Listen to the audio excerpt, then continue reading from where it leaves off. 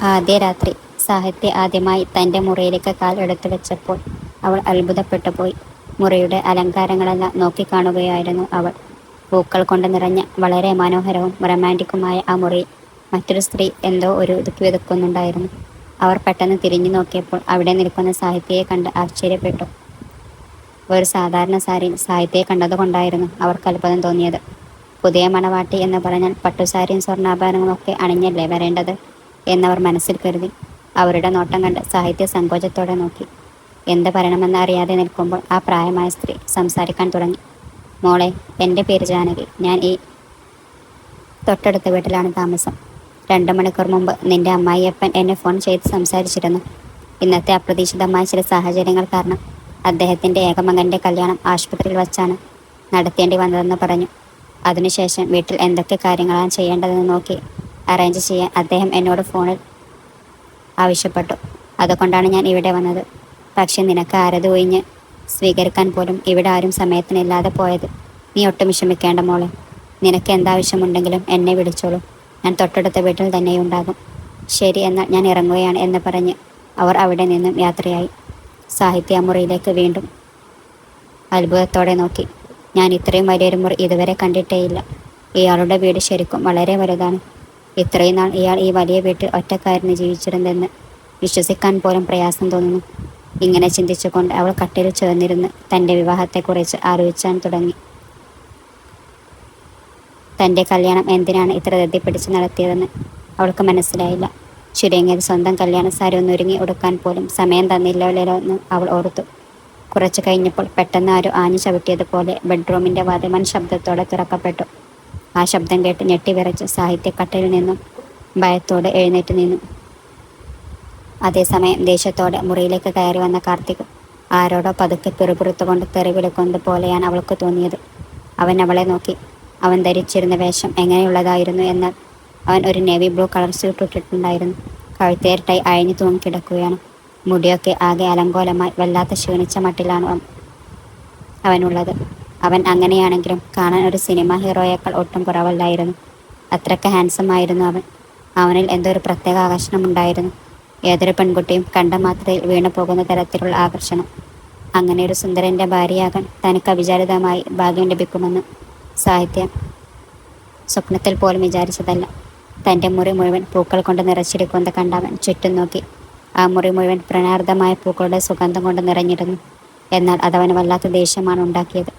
ഈ നാശം പിടിച്ച പൂക്കൾ കൊണ്ട് എൻ്റെ മുറി അലങ്കരിച്ചത് ഏതവനാടാ എന്നവൻ ഒറ്റയടിക്കലേറിയപ്പോൾ അവൻ്റെ ഒച്ചപ്പാട് കേട്ട് അവൾ ഭയന്ന് വിറച്ചുപോയി.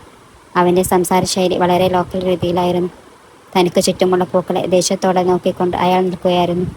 എന്നാൽ എപ്പോഴാണ് അയാൾ അവളെ കണ്ട ബെഡ്റൂമിൽ കണ്ടത്, അയാളുടെ കണ്ണുകൾ അമ്പരപ്പ് കൊണ്ട് കൂടുതൽ വലുതാവുകയും കൺപീലികൾ ഇടങ്ങുകയും ചെയ്തു. സ്വന്തം മുറിയിൽ ഒട്ടും പ്രതീക്ഷിക്കാത്ത എന്തോന്ന് കണ്ടതുപോലെയായിരുന്നു അയാളുടെ ഭാവം. നീ എന്തിനാ എൻ്റെ മുറിയിൽ വന്നത്? അയാൾ ദേഷ്യത്തോടെ അവളോട് ചോദിച്ചു.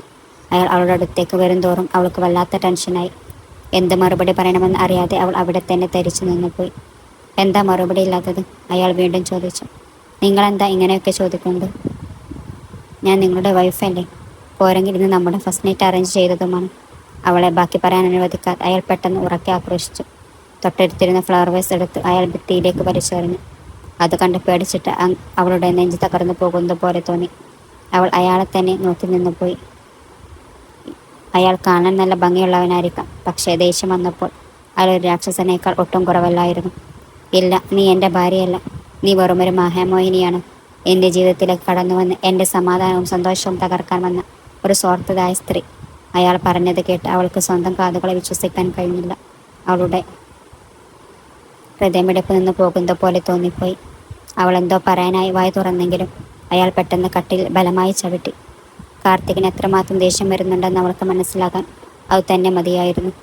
ഒരു കിങ് സൈസ് കട്ടിൽ ഒറ്റ ചവിട്ടിന് ഇളകുക എന്ന് പറഞ്ഞാൽ അത് ചെറിയൊരു കാര്യമല്ലല്ലോ എന്നോർത്ത് അവൾ ഭയന്നുപോയി. അവൻ ആ കട്ടിലിന് പകരം തന്നെങ്ങാനും ചവിട്ടിയിരുന്നെങ്കിൽ ആ കാലത്തിൽ തനിക്കെന്ത് സംഭവിക്കുമായിരുന്നു എന്ന് ഓർത്ത് അവൾ വിറച്ചുപോയി. അവൻ ഉടനെ തന്നെ അവളുടെ മുഖത്ത് പോലും നോക്കാതെ തിരിഞ്ഞു നടന്നു. ഇപ്പോൾ നീ ഇവിടെ തന്നെ നിൽക്കുകയാണോ? ഇറങ്ങിപ്പോയി ഇവിടുന്ന്. ഞാൻ നിന്നെയെങ്കിലും ദ്രോഹിക്കുന്നതിന് മുൻപ് അവൻ്റെ ആ ഭീഷണി കേട്ടതും അവളുടെ ഉള്ളിലൂടെ ഒരു മിന്നൽ പാഞ്ഞുപോയി. ദേഷ്യം മൂത്ത് നിൽക്കുന്നവൻ തന്നെ എന്തും ചെയ്തേക്കാം എന്നു കരുതി അവൾ തൻ്റെ ദുപ്പട്ട നെഞ്ചോട് ചേർത്ത് മുറുക്കി പിടിച്ചു പേടിയോടെ അവിടെ നിന്നും ഓടി രക്ഷപ്പെട്ടു. അത്രയും വലിയൊരു ഭയം അനുഭവിച്ച ഒരാൾക്ക് പിന്നീട് അങ്ങനെ ഒരു നിമിഷം പോലും സമാധാനത്തോടെ ഇരിക്കാൻ കഴിയും? ദേഷ്യത്തിൽ അവന് എന്താണ് ചെയ്യുക എന്നാർക്കറിയാം. അവൾ പേടിയോടെ ഹാളിലേക്ക് വന്ന് അവിടെയുണ്ടായിരുന്ന സോഫയിലിരുന്നു. കണ്ണുകളിൽ നിന്നും കണ്ണൂരൊഴുകിക്കൊണ്ട് അവൾ ചിന്തിച്ചു, ഏത് പെൺകുട്ടിക്കാണെങ്കിലും തൻ്റെ ആദ്യരാത്രിയെക്കുറിച്ച് പ്രദേശങ്ങൾ കാണുമല്ലോ. പക്ഷെ ആരും ഇങ്ങനെയൊന്നും സ്വപ്നത്തിൽ പോലും വിചാരിക്കില്ല. ആദ്യരാത്രിയിൽ തന്നെ ഭർത്താവ് ഇത്രയധികം ഭയപ്പെടുത്തിയ തൻ്റെ ജീവൻ രക്ഷിക്കാൻ വേണ്ടി സ്വന്തം ഭാര്യയ്ക്ക് അവൻ്റെ മുന്നിൽ നിന്നും ഓടിപ്പോകേണ്ടി വരുന്നുവല്ലോ. അയാൾക്ക് എന്നോട് ഇത്രയും ദോഷം തോന്നാൻ എന്താണ് കാരണം? ഞാൻ കാരണം അയാളുടെ ജീവിതം ശരിക്കും തകർന്നു പോയെന്നാണോ അയാൾ കരുതുന്നത്? ഇങ്ങനെ സ്വയം ചോദിച്ചുകൊണ്ട് അവൾ വല്ലാത്ത ഒറ്റപ്പെട്ടു പോയി. സ്വയം കെട്ടിപ്പിടിച്ചുകൊണ്ട് അവൾ അങ്ങനെ തന്നെ കിടന്നുറങ്ങാൻ ശ്രമിച്ചു. വിറക്കുന്ന തൻ്റെ നെഞ്ചിലേക്ക് കൈകൾ ചേർത്ത് വെച്ചുകൊണ്ട് അവൾ വീണ്ടും ചിന്തിച്ചു, ഒരു പക്ഷേ അയാളുടെ അമ്മയോ അച്ഛനോ എന്നെ ഇവിടെ ഈ അവസ്ഥയിൽ കണ്ടാൽ എന്തു വിചാരിക്കും? എങ്കിലും അവർ എങ്ങനെ കാണാനാണ്? അയാളുടെ അമ്മ ഹാർട്ട് സർജറിക്കായി ഹോസ്പിറ്റൽ അഡ്മിറ്റ് ആയിരിക്കുകയല്ലേ. കൂട്ടിനായി അവരുടെ ഭർത്താവും കൂടെയുണ്ട്. അതുകൊണ്ട് എൻ്റെ ഈ സങ്കടം ഇവിടെ കാണാൻ ആരുമില്ലല്ലോ എന്ന് അവൾ സ്വയം ഓർത്ത് സങ്കടപ്പെട്ടു. കാർത്തിക്കിൻ്റെ അമ്മയുടെ പേര് ലളിതമ്മ എന്നാണ്. അവരായിരുന്നു ഈ കല്യാണത്തിന് കാരണക്കാരി. അവർക്ക് ഹാർട്ട് സർജറി ചെയ്യേണ്ടി വന്ന സാഹചര്യത്തിലാണ് ഹോസ്പിറ്റൽ അഡ്മിറ്റ് ചെയ്തത്. എന്നാൽ സർജറി കഴിഞ്ഞാൽ അവർ ജീവനോടെ ഉണ്ടാകുമോ ഇല്ലയെന്ന് 50-50 ചാൻസ് മാത്രമാണെന്ന് ഡോക്ടർമാർ തുറന്നു പറഞ്ഞു. ഇത് കേട്ട് ലളിതമ്മ വല്ലാതെ ഭയന്നുപോയി. താൻ ഒരു പക്ഷെ മരിച്ചു പോയ തൻ്റെ ഒരേ ഒരു മകനായ കാർത്തിക്കിൻ്റെ കല്യാണം കാണാൻ കഴിയില്ലല്ലോ എന്നവർ പേടിച്ചു.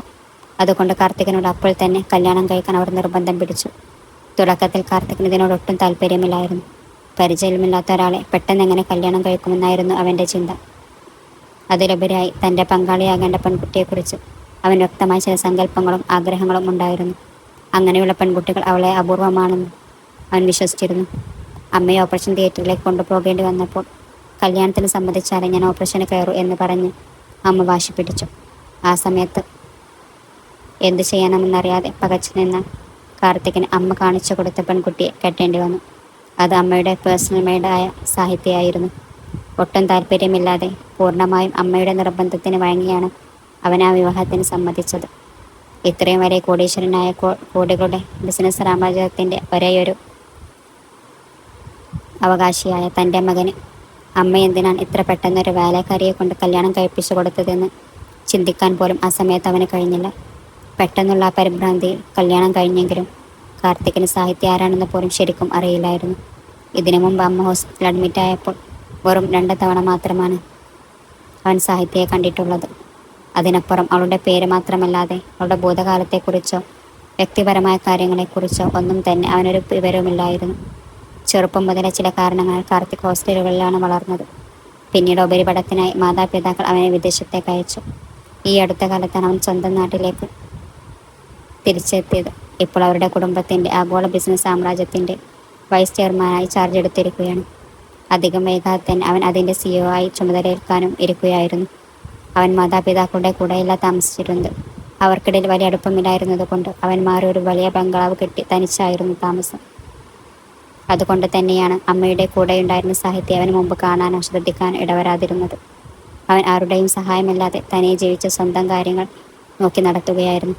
അവൻ ഈ ചെറിയ കാര്യങ്ങളൊന്നും ഒട്ടും ഇഷ്ടമല്ലായിരുന്നു. എപ്പോഴും ജീവിക്കുകയാണെങ്കിൽ നല്ല ലുക്കിലും റിച്ചായിട്ടും വേണം ജീവിക്കാൻ എന്നായിരുന്നു അവൻ്റെ ആഗ്രഹം. വലിയ വലിയ ബംഗ്ലാവുകൾ ഒക്കെ വേണം. അങ്ങനെയുള്ള കാർത്തിക് എപ്പോഴും സ്വപ്നം കണ്ടിരുന്നത് ഉയർന്ന പദവിയുള്ള സ്ത്രീയെ വിവാഹം കഴിക്കണം എന്നായിരുന്നു. പക്ഷെ വിധിയുടെ കളി മറ്റൊന്നായിരുന്നു. തൻ്റെ ജീവിതം മുഴുവൻ ഒരു വീട്ടുജോലിക്കാരിയുടെ കൂടെ ജീവിച്ചു തീർക്കേണ്ടി വരുമെന്ന് അവൻ സ്വപ്നത്തിൽ പോലും വിചാരിച്ചതല്ല. തൻ്റെ വലിയ വലിയ ആഗ്രഹങ്ങൾക്കും സ്വപ്നങ്ങൾക്കും ഒട്ടും ചേരാത്ത ഈ യാഥാർത്ഥ്യം അവനെ ശരിക്കും ശ്വാസം മുട്ടിച്ചു. അതുകൊണ്ട് തന്നെയാണ് അവൻ ഇത്രയും ദേഷ്യം വന്നത്. പിറ്റേ ദിവസം രാവിലെ സമയം 8 മണിയാകാറായിരുന്നു. കഴിഞ്ഞ രാത്രി അവൾ പേടി കാരണം ശരിക്കും ഉറങ്ങിയിട്ടുണ്ടായിരുന്നില്ല. അതുകൊണ്ട് തന്നെ അവൾ വൈകിയാണ് കിടന്നത്. ഇപ്പോൾ നല്ല ഉറക്കത്തിലുമാണ്. പെട്ടെന്നാരോ അവളുടെ മുഖത്തേക്ക് ശക്തിയായി വെള്ളം കോരിയൊഴിച്ചു. അവൾ പേടിച്ച് നിലവിളിച്ചുകൊണ്ട് കണ്ണു തുറന്നു നോക്കുമ്പോൾ അവളുടെ മുന്നിൽ ഭർത്താവ് കാർത്തിക് കയ്യിലൊരു മഗ്ഗുമായി ദേഷ്യത്തോടെ നോക്കി നിൽക്കുകയാണ്.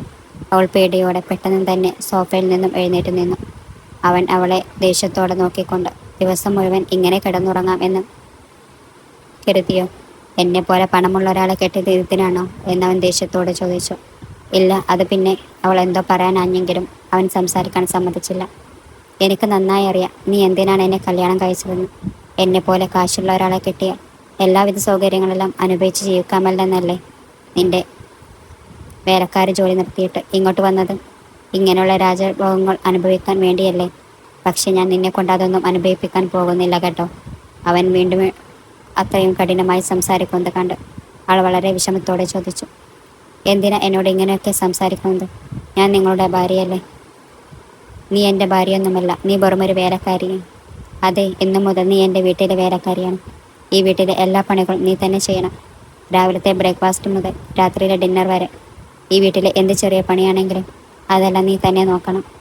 എല്ലാ ദിവസവും വീടും പരിസരവും വൃത്തിയാക്കി കൊണ്ടേയിരിക്കണം.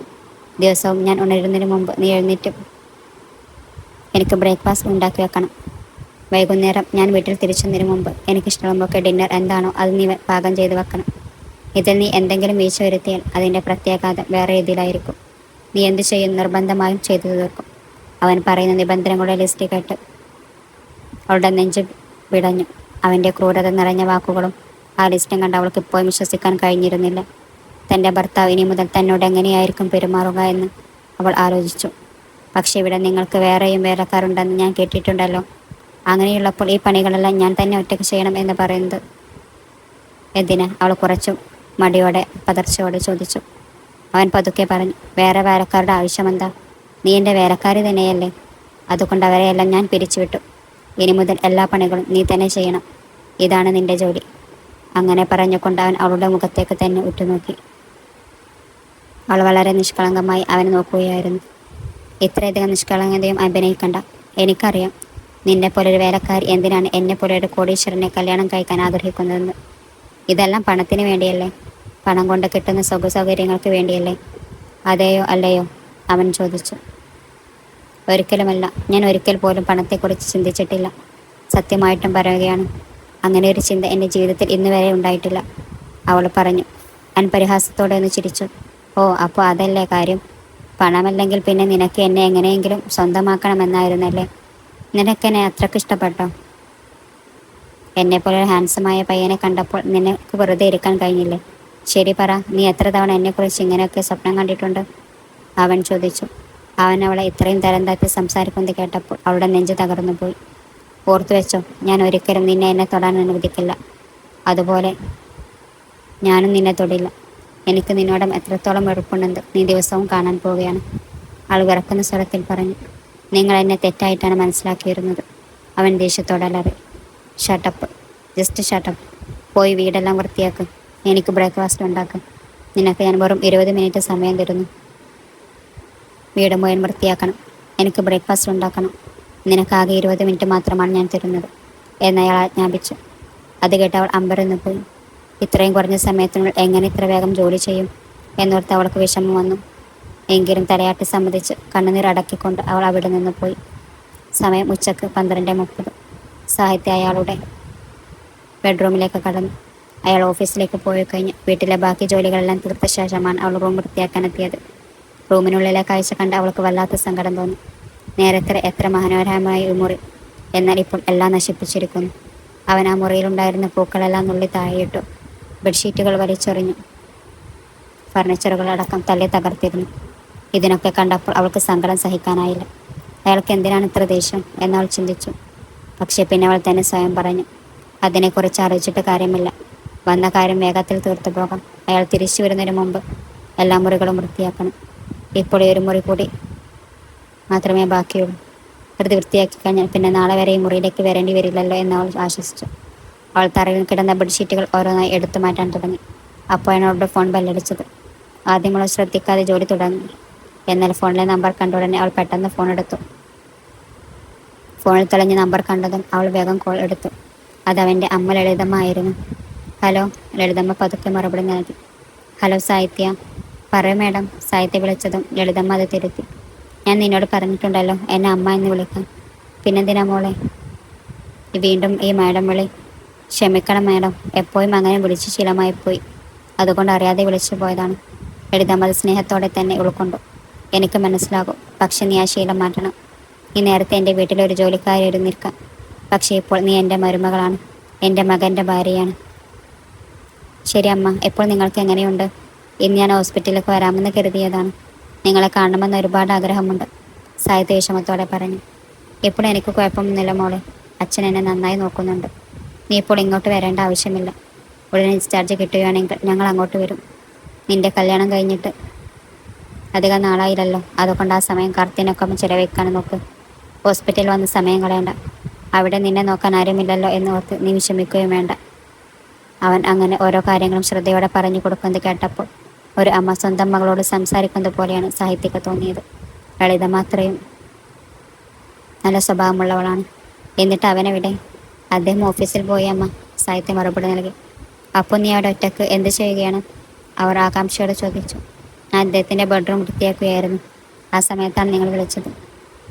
ലളിതമ്മ ഇടയ്ക്ക് കയറി ചോദിച്ചു. അദ്ദേഹത്തിൻ്റെ ബെഡ്റൂമോ? അത് നിൻ്റെയും കൂടി ബെഡ്റൂമല്ലേ സാഹിത്യ? നിൽക്ക്, ഞാൻ നിന്നോട് എന്തെങ്കിലും പറഞ്ഞോ?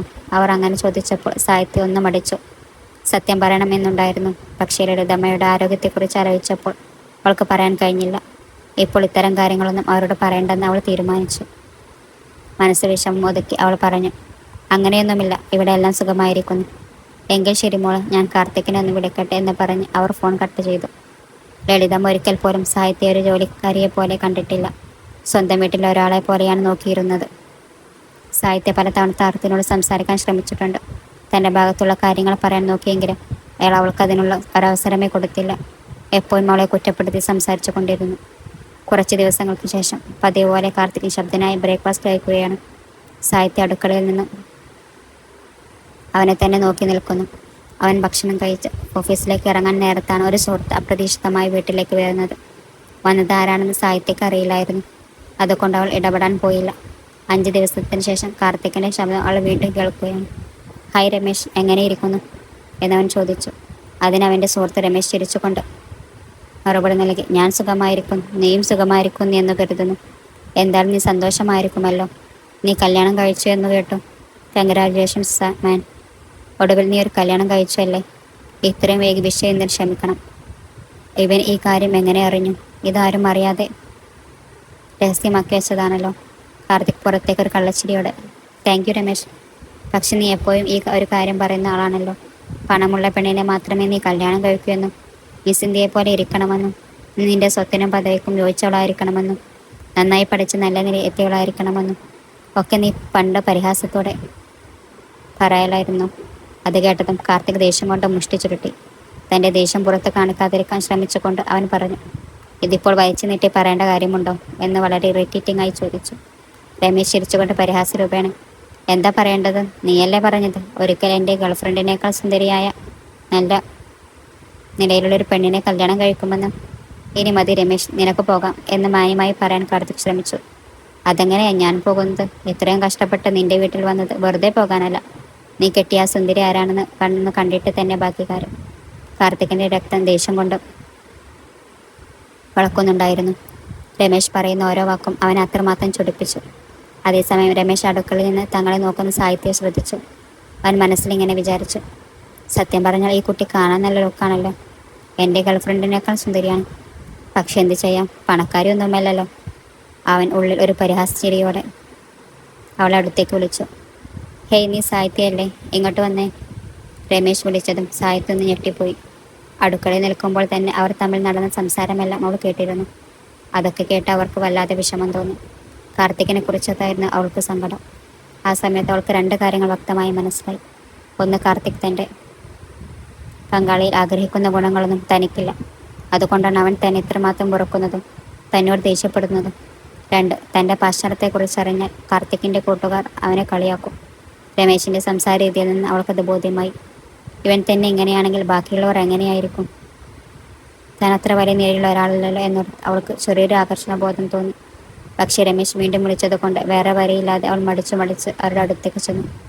കയറുകൾ കോർത്ത് പിടിച്ചൊരു പാവയെപ്പോലെ അവിടെ ചെന്നിട്ട് അവൾ പറഞ്ഞു. Hi, nice to meet you. അവൻ ഷേക്ക് ഹാൻഡ് നൽകാനായി കൈ നീട്ടി. എന്നാൽ അവളെ വളരെ മര്യാദയോടെ തൻ്റെ 2 കൈകളും ചേർത്ത് പിടിച്ച് നമസ്കാരം പറഞ്ഞു. ഇത് കണ്ടതും രമേശ് പൊട്ടിച്ചിരിക്കാൻ തുടങ്ങി. ലോകത്തിലെ ഏറ്റവും വലിയ തമാശ കേട്ടതുപോലെയായിരുന്നു അവൻ്റെ ചിരി. രമേശ് എന്തിനാ ചിരിക്കുന്നതെന്ന് സാഹിത്യക്ക് മനസ്സിലായില്ല. പക്ഷേ കാർത്തികിന് കാര്യം പിടികിട്ടി. എങ്കിലും അവൻ ഒന്നും മിണ്ടിയില്ല. രമേശ് ശരി നിർത്താതെ വയറ്റിൽ കൈവച്ച് കാർത്തികിനെ നോക്കി കളിയാക്കി പറഞ്ഞു. ആഹോ കാർത്തിക്, നീ എങ്ങനെയുള്ള പെണ്ണിനെയാണ് കല്യാണം കഴിച്ചത്? ഈ കുട്ടിക്കാണെങ്കിൽ ഒരു ഷേക്കാൻഡ് കൊടുക്കാൻ പോലും അറിയില്ല. നമസ്കാരം പറയുന്നു. ഏത് ഗ്രാമത്തിൽ നിന്ന് വന്ന പെണ്ണാണിത്? സാഹിത്യ അപമാനിക്കുന്ന തരത്തിലുള്ള അവൻ്റെ പരിഹാസം കേട്ടതും കാർത്തികന് ദേഷ്യം വന്നു. അവൻ അലറി. നിർത്തടാ രമേശ്, മര്യാദയ്ക്ക് ഇവിടെ നിന്നും ഇറങ്ങിപ്പോ. കാർത്തികിൻ്റെ അലർച്ച കേട്ട് സാഹിത്യം ഒന്ന് ഞെട്ടിപ്പോയി. രമേശിൻ്റെ മുഖത്തെ ചിരിയും മാഞ്ഞു. അവൻ പരിഭ്രമിച്ചുകൊണ്ട് പറഞ്ഞു. ഞാൻ മനഃപൂർവ്വം പറഞ്ഞതല്ല. പക്ഷെ കാർത്തിക് വിട്ടില്ല. ഗെറ്റ് ഔട്ട് എന്നവൻ വീണ്ടും ആക്രോശിച്ചു. അത് കേട്ടപ്പോൾ രമേശിന് വലിയ അപമാനമായി തോന്നി. അവൻ തല താഴ്ത്തി അവിടെ നിന്ന് നിശബ്ദനായി ഇറങ്ങിപ്പോയി. സാഹിത്യയുടെ ഹൃദയമിടിപ്പ് കൂടി വന്നു. കാർത്തികിൻ്റെ നിശബ്ദമായ ദേഷ്യം നേരിട്ട് കണ്ടപ്പോൾ അവൾക്ക് സംസാരിക്കാനുള്ള ധൈര്യം പോലും വന്നില്ല. കുറഞ്ഞ പക്ഷം എന്തെങ്കിലും ഒന്ന് പറയണമെന്ന് കരുതിയെങ്കിലും അവൾക്കതിന് സാധിച്ചില്ല. കാർത്തിക് അത്രയും ഭീകരമായി രമേശ് പോയ വഴിയെ നോക്കി നിൽക്കുകയായിരുന്നു. അവൻ്റെ കണ്ണുകൾ ചുവന്നിരുന്നു. അവൻ്റെ ദേഷ്യത്തിന് കാരണം താനാണോ അതോ രമേശനാണോ എന്ന് അവൾക്ക് മനസ്സിലാകുന്നുണ്ടായിരുന്നില്ല. കാർത്തിക് അത്രയും ദേഷ്യത്തിലായിരുന്നു. ഒരു വീട്ടുജോലിക്കാരിയെ വിവാഹം കഴിച്ചതുകൊണ്ട് തൻ്റെ അന്തസ്സ് പോയി എന്ന് അവൻ കരുതുണ്ടാകുമോ എന്നോർത്തവൾ ഉള്ളാലെ ഭയന്നു. ഞാൻ വെറുതെ എന്തിനാണോ അവന് നമസ്കാരം പറയുന്നത്? അടുക്കളയിൽ എവിടെയെങ്കിലും ഒളിച്ചിരുന്നാൽ മതിയായിരുന്നു എന്നോർത്തവൾ വല്ലാതെ പശ്ചാത്തപിച്ചു. എന്നോട് ക്ഷമിക്കണം. ഒരാളെ കാണുമ്പോൾ അഭിവാദ്യം പറയുന്നത് വെറും മര്യാദയാണെന്ന് മാത്രമേ ഞാൻ കരുതിയുള്ളൂ. അദ്ദേഹം കാണാൻ നല്ല പണക്കാരനായി തോന്നി. എന്നെപ്പോലൊരു വേലക്കാരിക്ക് അദ്ദേഹം കൈ തന്നാൽ അത് അദ്ദേഹത്തെ അപമാനിക്കുന്നത് പോലെയാണെന്ന് കരുതിയാണ് ഞാൻ മാറി നിന്ന് കൈകൂപ്പി വന്നിച്ചത്. എന്നോട് ക്ഷമിക്കണം. അവൾ പറഞ്ഞു തീരും മുമ്പേ കാർത്തിക് അവളെ തൻ്റെ മൂർച്ചയുള്ള കണ്ണുകൾ ദേഷ്യത്തോടെ നോക്കി. അവളുടെ വാക്കുകൾ പാതി വയൽ തടഞ്ഞുകൊണ്ട് അവൻ പറഞ്ഞു. നിന്റെ ഈ കൊഞ്ചൽ വാക്കുകൾ ഇനിയെങ്കിലും ഒന്ന് നിർത്തുന്നുണ്ടോ നീ? എന്നെ എൻ്റെ കൂട്ടുകാരൻ്റെ മുന്നിൽ മനഃപൂർവ്വം നാണം കെടുത്തി. അപമാനം കൊണ്ട് ഞാൻ ഉരുകുകയാണ്. അവൻ തലയിൽ കൈവച്ച് ഫ്രസ്ട്രേഷനോടെ അലറി. ഞാൻ എന്തിനെയാണോ ഭയപ്പെട്ടത്? എന്തിനെയാണോ ഇത്രയും കാലം ഒളിപ്പിച്ചു വെക്കാൻ ശ്രമിച്ചത്? അത് നീ ഇപ്പോൾ എല്ലാവരുടെയും മുന്നിൽ വിളിച്ചു പറഞ്ഞ് നശിപ്പിച്ചു. എൻ്റെ മാനം മുഴുവൻ പോയി. ഞാൻ ആരെയാണ് കല്യാണം കഴിച്ചതെന്നും നീ എങ്ങനെയുള്ളവളാണെന്ന് ഇപ്പോൾ ആ രമേശ് പോയി എൻ്റെ എല്ലാ ഫ്രണ്ട്സിനോടും പറയും. നാളെ ഞാൻ എങ്ങനെയാണ് അവരുടെ മുന്നിൽ തലയുയർത്തി നടക്കുക? നീ ഇങ്ങനെ ഒരാളാണെന്ന് അറിഞ്ഞാൽ എല്ലാവരും എന്നെ കളിയാക്കില്ലേ? എന്നെ താഴ്ത്തിക്കെട്ടി സംസാരിക്കില്ലേ?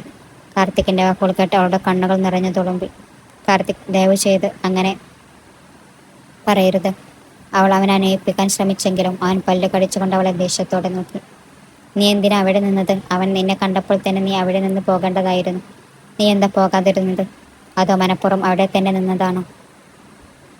ഞാൻ അത്രക്കൊന്നും ചിന്തിച്ചില്ല. ആ സമയത്ത് ഏതോ ആലോചനയിൽ അങ്ങനെ നിന്ന് പോയതാണ്. പെട്ടെന്ന് അവൻ കൈവങ്ങിയപ്പോൾ അവൾ പേടിച്ചു പോയി. അവൻ തന്നെ അടിക്കുമെന്ന് അവൾ കരുതി. പക്ഷെ അവൻ ദേഷ്യത്തോടെ തൻ്റെ ഫോൺ നിലത്തെടുത്ത് അടിച്ചു തകർത്തു. എനിക്ക് ഭയങ്കര സന്തോഷമായി. സത്യം പറഞ്ഞാൽ ഒത്തിരി സന്തോഷം. ഇത്രയും കാലം വീട്ടിൽ മാത്രമേ എനിക്ക് സമാധാനമില്ലാത്തൂ എന്ന് കരുതി ഞാൻ വിഷമിച്ചു. പക്ഷേ ഇപ്പോൾ പുറത്തും ഓഫീസിലും എനിക്ക് പഴി കേൾക്കേണ്ടി വരും. ഇനി ആരും എന്നെ ബഹുമാനിക്കില്ല. ഇത്രയും കാലം കഷ്ടപ്പെട്ട് ഞാൻ ഈ നിലയിലെത്തിയത് വെറും ഒറ്റ കല്യാണം കൊണ്ട് നശിച്ചു പോയി. ഞാൻ എത്ര പെൺകുട്ടികളെ വേണ്ടെന്ന് വെച്ചതാണെന്ന് അറിയാമോ? ഇപ്പോൾ എല്ലാവരും എന്നെ കളിയാക്കും. ഒരു വേലക്കാരിയാണ് ഞാൻ കല്യാണം കഴിച്ചതെന്ന് പറഞ്ഞ് അവർ ചിരിക്കും. എത്ര ദയനീയമായ ജീവിതമാണ് എൻ്റേത്. എന്നോട് ക്ഷമിക്കണം. നിങ്ങൾ ഇത്രയധികം ക്ഷമിക്കുമെന്ന് എനിക്കറിയില്ലായിരുന്നു. അറിഞ്ഞിരുന്നെങ്കിൽ ഞാൻ അപ്പോൾ തന്നെ. നിനക്ക് ശരിക്കും ഒന്നും അറിയില്ലേ? നീ ഭയങ്കര പാവമാണല്ലോ. നീ ഇന്നലെ ജനിച്ച കുട്ടിയാണല്ലോ. ഇതെല്ലാം എൻ്റെ തെറ്റാണ്. നിന്നെപ്പോലെ വെറുമൊരു മേഡ്സിനെ കല്യാണം കഴിച്ചതാ ഞാൻ ചെയ്ത തെറ്റ്. അഭിനയമല്ലാതെ മറ്റൊന്നും അറിയാത്തവർ എന്നവൻ ദേഷ്യത്തോടെ പൊട്ടിത്തെറിച്ചു. അഗ്നിപർവ്വതം പുകയുന്ന പോലെ അത്രയും ദേഷ്യത്തോടെ വാക്കുകൾ എറിഞ്ഞുകൊണ്ട് നിലത്ത് വീണ് തകർന്നു കിടക്കുന്ന ഫോണിനെ ബൂട്ടിട്ട് ചവിട്ടി അരച്ച് അവൻ പുറത്തേക്ക് നടന്നു. അവൾ കണ്ണീരോടെ അവനെ നോക്കി. അപ്പോൾ അവൻ തോളിലൂടെ പുറകോട്ട് തിരിഞ്ഞു നോക്കി ഒരു താക്കീത് നൽകി. എൻ്റെ ജീവിതം നശിപ്പിച്ച ഞാൻ അത്ര പെട്ടെന്നൊന്നും വിടില്ല. അവനത് പറഞ്ഞവിടെ നിന്നും പോയി. അത് കേട്ടതും അവളുടെ ഉള്ളിലൂടെ ഒരു മിന്നൽ പിണർപ്പാഞ്ഞു. ശരീരം വിറച്ചുപോയി. ആ വാക്കുകളോടെ കഥ മാറി മറുകയാണ്. ഇനി എന്ത് സംഭവിക്കും? കാർത്തികിൻ്റെ ദേഷ്യം അതിര് കടന്നിരിക്കുന്നു. ഒറ്റപ്പെട്ടു പോയ അവളെ അവൻ ഇനി എന്ത് ചെയ്യാൻ പോവുകയാണ്? ഈ ചോദ്യങ്ങൾക്കുള്ള ഉത്തരങ്ങൾ അടുത്ത ഭാഗത്തിൽ.